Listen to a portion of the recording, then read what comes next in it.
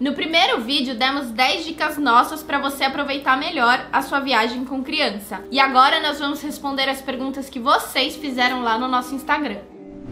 Nessa primeira pergunta, nos perguntaram o seguinte: intolerância à lactose, como fazer? O Lucas, ele tem alergia à proteína do leite. E nós vivemos bastante isso com ele nesse primeiro ano e meio que ele tem nas viagens do Lucas. Foram algumas fases distintas aí. Na primeira fase, que ele ainda estava em amamentação, ele teve uma questão a Gi teve uma questão muito delicada, que ela não podia comer nada que tivesse tido qualquer contato com leite. Então, basicamente, era o seguinte: a gente ia em todos os restaurantes e pedia o Allergy Menu, que é o menu que fala quais os alérgicos tem em cada um dos pratos. E assim a Gi foi vivendo, né, enquanto a amamentação do Lucas. Caso o restaurante não tivesse esse cardápio, era chamado o chefe de cozinha ou o gerente, e eles me falavam tudo de alérgico que poderia conter no prato que eu estava interessada. Então isso tanto para a Gi, que estava amamentando, quanto para crianças mesmo, que já vão começar a comer em restaurante, esse menu de alérgicos é muito importante. Na segunda fase do Lucas, que já teve a introdução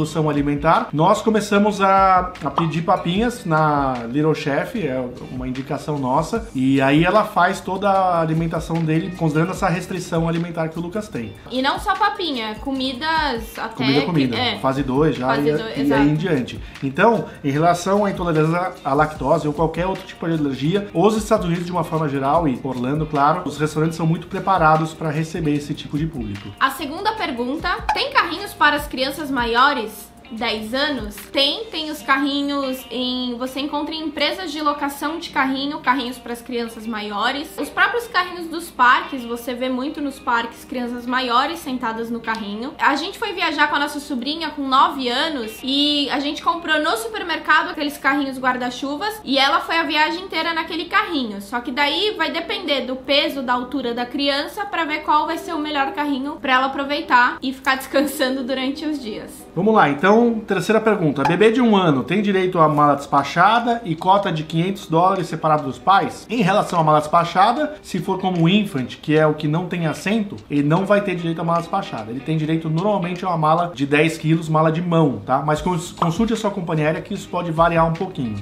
Tá? E a cota de $500 separado dos pais, ele tem sim, na Receita Federal a regra é por CPF, por pessoa que está viajando, então o bebê tem sim esses $500 de cota, mas é claro que são coisas relacionadas ao bebê. Não adianta eu, por exemplo, comprar coisas pra mim e falar, não, esse é do bebê, é dos $500 do bebê. Isso não funciona. A gente sempre recebe uma pergunta que você pode trazer um celular, né? Um celular por pessoa, que isso tá fora dessa cota de $500. E sempre nos perguntam se pode um bebê ou uma criança de 3, 4 anos, um celular entrar como se fosse do bebê. Isso não funciona, porque o Lucas, ele mexe no celular, mas ele não precisa de um celular. Ele pode ter um iPadzinho, alguma coisa do tipo. Então, ele tem sim $500, mas para as coisas dele. E essa isenção para os itens pessoais, que é relógio e o celular e uma câmera fotográfica, e claro que não se aplica ao bebê, que ele não utiliza esses itens. A próxima pergunta é: posso levar comida do bebê dentro do potinho térmico da Skip Hop no embarque?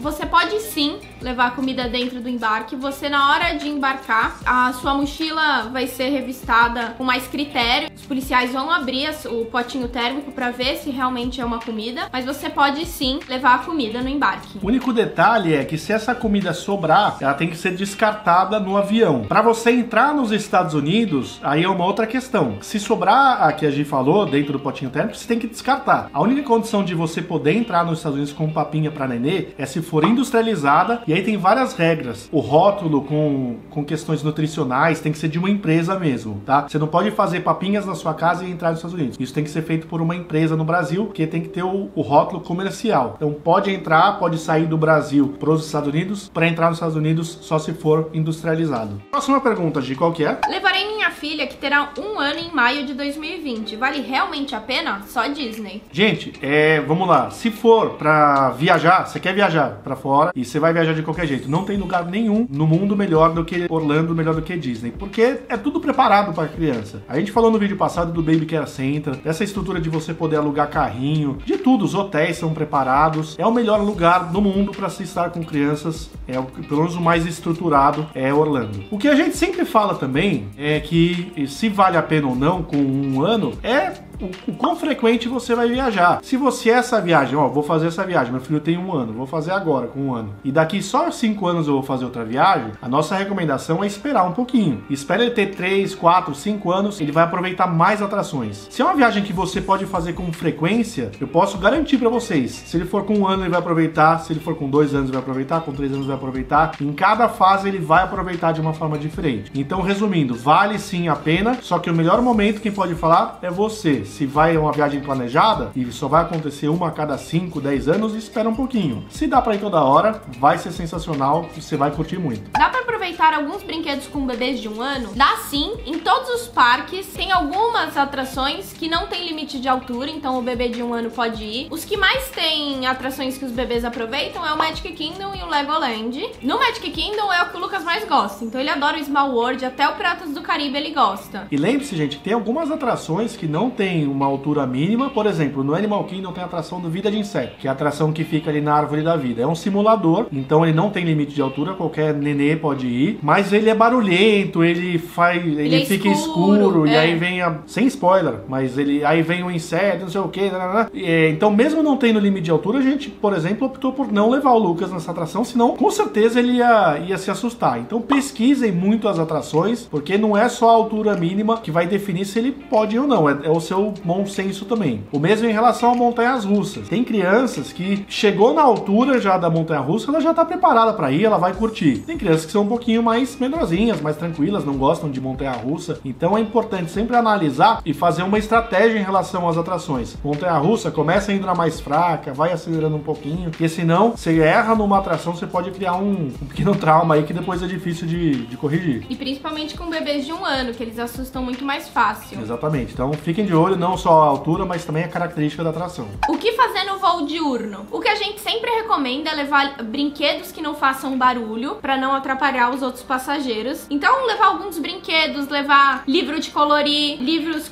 pra a criança ir colando adesivo, baixar no seu celular ou no iPad desenhos e filmes que seu filho goste. É isso, tem que encher de atividades, são 8 horas, se for voo direto são 8 horas, então se pensar 8 horas, é uma tarde mais um pouco, é realmente um tempo grande, tem que encher de atividades, e mesmo enchendo de atividades, vai ter um momento que a criança quer andar no avião, vai ter uma criança que vai ter um momento que ela quer ir na cozinha, quer ir em tudo quanto é lugar, mas pelo menos essas atividades te ajudam a enganar um tempinho ali, ela ficar um pouquinho mais concentrada. E claro que depende da idade, né? O Lucas, ele foi com 1 ano, não é difícil você prender um bebê de 1 ano em algumas atividades como essa. À medida que vai passando o tempo, 1 ano e meio, 2 anos, a gente espera, mas a gente até por observar, sabe que as crianças acabam se focando e prestando mais atenção na atividade que tá realizando. Então leve muitas atividades pro voo diurno, você vai precisar. Vamos lá. A partir de quantos anos já paga ingresso? Os ingressos, as crianças vão pagar a partir dos 3 anos. De 0 até 2 anos não paga ingresso, tá? E de 3 a 9 anos você vai pagar o ingresso de criança. Esse valor de criança não é metade do preço, ele é mais ou menos 90% do valor de adulto. A única exceção desse limite de idade é o Legoland, que paga como criança até 12 anos. SeaWorld e Busch Gardens é o mesmo valor para adulto e para criança. Então, Disney e Universal a partir de 10 anos já paga como adulto, no Legoland a partir de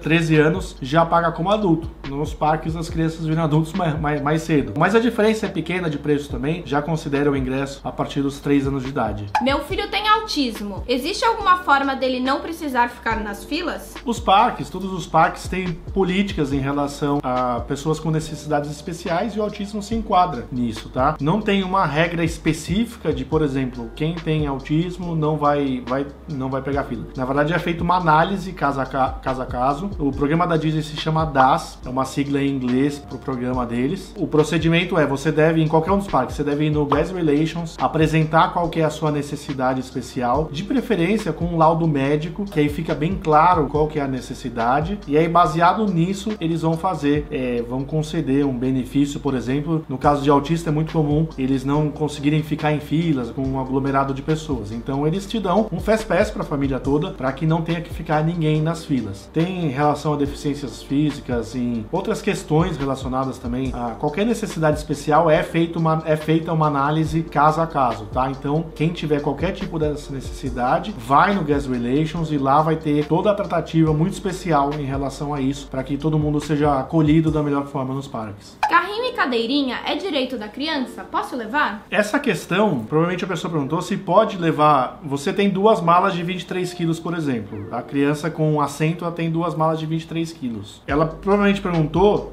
se poderia despachar o carrinho ou a cadeirinha sem contar nessas 2 malas. A rigor, a regra das companhias aéreas é de que só quem não tem assento, no caso o infant, até 24 meses, que poderia despachar sem custos. Ou seja, o Lucas, por exemplo, ele tem, nosso filho, ele tem 1 ano e meio, ele ainda não tem assento, a gente não comprou assento pra ele. Ele vai ter uma mala de mão de 10 quilos e mais um item que a gente escolha. Ou seja, a gente pode levar ou um carrinho ou uma cadeirinha sem pagar custo adicional e sem ter que colocar nas nossas malas. Essa é a regra e não sai disso. A gente já viu muito acontecer, e principalmente em voos para Orlando, que vai 1 milhão de crianças. A nossa sobrinha, por exemplo, ela foi com 4, 5 anos, 6 anos, e foi algumas vezes, e nenhuma das vezes ela pagou o carrinho. Não tá dentro da regra isso. Ela pagaria o carrinho, mas por uma concessão ali da companhia aérea, ela não pagou. É bem normal acontecer. Isso é bem normal acontecer, eles liberarem um item. O que a gente sempre fala? Se planeje de acordo com a regra. Se planeje de acordo com o que você vai ter que contar a cadeirinha. Se o seu filho, por exemplo, tiver 5 anos, a cadeirinha vai contar como um item.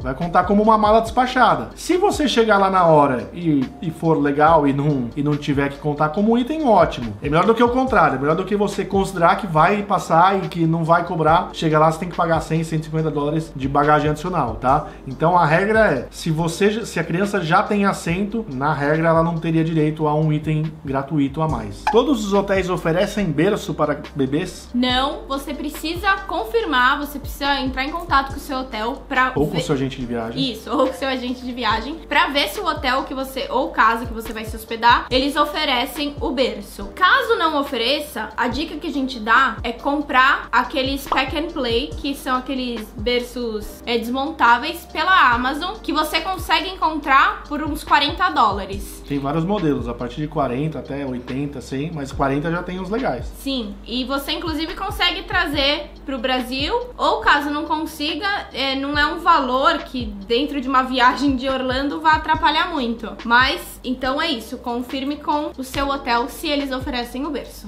Pergunta: algum restaurante que não seja brasileiro para encontrar arroz? Minha bebê ama. A primeira pergunta, eu vou fazer uma pergunta: por que não restaurante brasileiro? Tem excelentes opções de restaurantes brasileiros. Honestamente, tem alguns que a gente gosta, tem alguns que a gente não gosta, mas tem alguns que a gente acabou colocando até como hábito na nossa viagem. Principalmente depois que a Gi engravidou, ela tinha uma necessidade maior de uma comida um pouco mais do nosso paladar. E então tem ótimos restaurantes brasileiros, é só pesquisar bem, tá? Nesses restaurantes brasileiros você vai achar arroz. Mas, se não for brasileiro, aí o arroz faz mais parte da cultura mexicana, por exemplo. O cardápio mexicano tem alguns pratos com arroz branco. Não é exatamente o nosso arroz, mas é arroz branco também. Tem um restaurante que aí é fast food, não é um restaurante super legal e super incrível, mas é um restaurante ok e barato, que é o Pollo Tropical, que eles têm, é baseado em frango e tem algumas opções de arroz também, tá? Então, vai nos restaurantes brasileiros, tem alguns bons, pesquise alguns que você com certeza vai encontrar algum legal. Se não,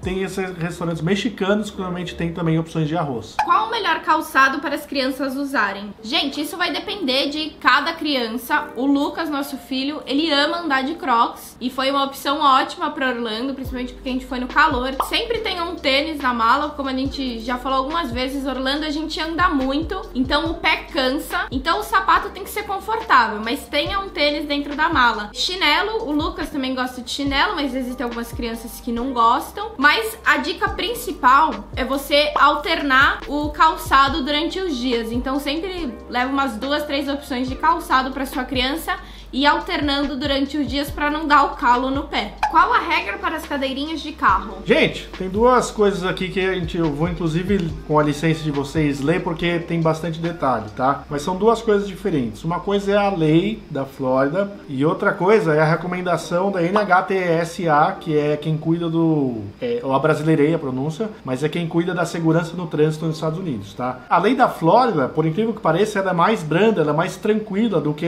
a recomendação. recomendação desse órgão. Na lei, na verdade, da Flórida, até 3 anos é obrigatório usar qualquer tipo de cadeirinha, só até 3 anos. Com 4 e 5 anos você pode utilizar a cadeirinha ou booster, e a partir de 6 anos você não precisa usar mais nada. Então é uma lei que é inclusive mais fraca do que a própria lei brasileira, né? A recomendação da NHTSA, que é o órgão que regulamenta, ela é um pouco mais rígida. Ela fala que até os 7 anos você tem que usar, até os 8 anos você tem que usar pelo menos o booster. Então, e aí a partir daí você pode usar já o cinto de segurança. Então, são regras diferentes. A lei da Flórida é um pouco mais branda e essa recomendação é um pouco mais exigente. Nós achamos que o ideal é você ir mais, claro, para segurança.